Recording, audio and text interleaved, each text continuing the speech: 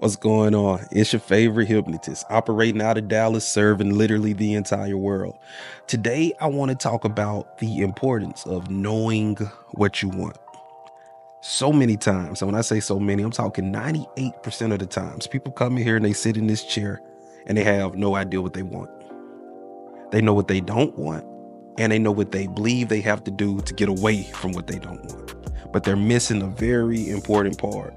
And this is like the center of what I do. I teach this thing called the 5 C's: clarity, calibration, confidence, competence, consistency. But the first C is clarity. And in this first C, our job is to figure out what you want, not figure out how to get it, not figure out how to make it happen, not figure out why you don't have it, to figure out what you want. So most people come here and they'll sit in that chair and they'll say something like, I want you to hypnotize me to go to the gym 4 times a week. But the fact of the matter is, they do not want to go to the gym 4 times a week. And although I probably can put them in the magic chair and get them going to the gym 4 times a week, the path of least resistance is to get them calibrated to what they want.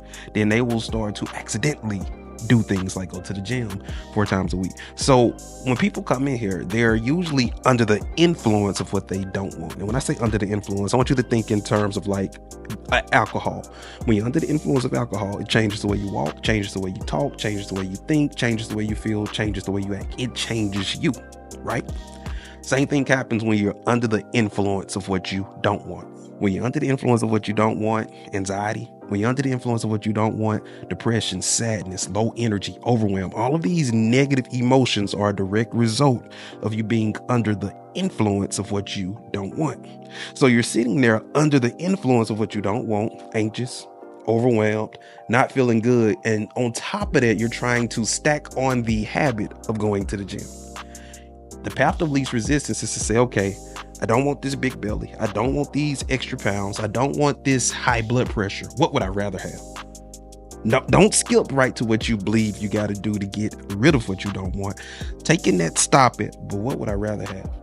I'd rather have a lean, healthy, energized body. I'd rather have stamina for adult activities. I want to look good naked.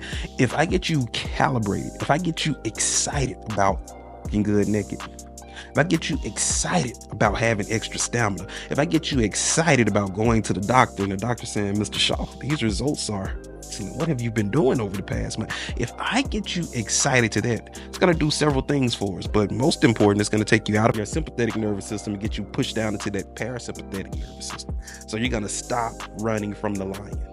It's hard to go to the gym when you feel like you're running from a lion. It's hard to sit down and make a budget when you feel like you're running from a lion. But if we get you from under the influence of what you don't want, get you focused on what you do want, now all of a sudden you got the energy to go to the gym. Then when we do that in combination with putting you in my magic chair over there, oh man, you about to take off like a rocket. So just to recap, you don't want to quit smoking. There is a result that you want, and you believe that you have to quit smoking to get it. If we get you calibrated to the reasons that you want to quit smoking, the reasons that you want to be a non-smoker, if I get you calibrated to being around to meet your grandchildren, if I get you calibrated to being able to hug your wife but not having to go wash your hands and put on spray and gargle before you hug your wife, if I get you calibrated to having an extra $400 a month to invest in whatever you choose, it will be so much easier to put down a cigarette. So do yourself a favor, whether you're working with me or not, whether you're working with me or manifesting on your own or trying to restructure your life, I want you to take a moment and say, what do I want? Not what you believe that you have to do to get it. Take a pit stop at what do I want? Figure out what you want. Get yourself in a relaxed state of mind and become the version of yourself that already feels those things. You got to understand that having is a state of being and not having is also a state of being.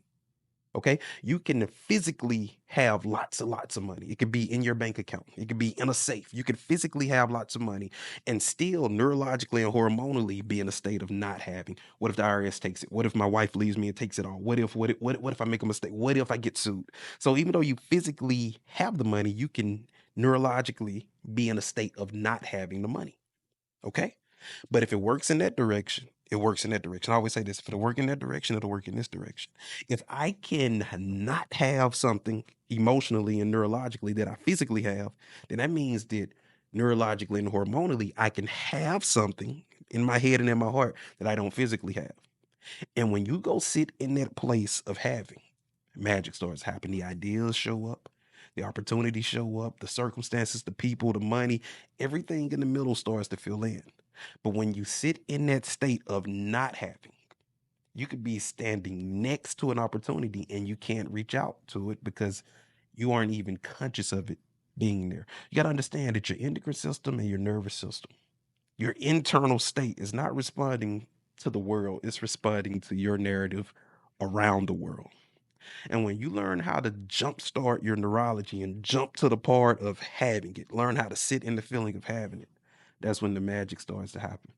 I'm Jay Shaw. I'm your favorite hypnotist. Might be the only hypnotist you know, but I'm your favorite hypnotist. We do free consultations. I'm looking forward to meeting every last one of you. And if you're in the local Dallas, Fort Worth area, pull up on me. I would love to meet you and love to have this talk with you in person. Thanks for your time and hit that subscribe button. Stay tuned.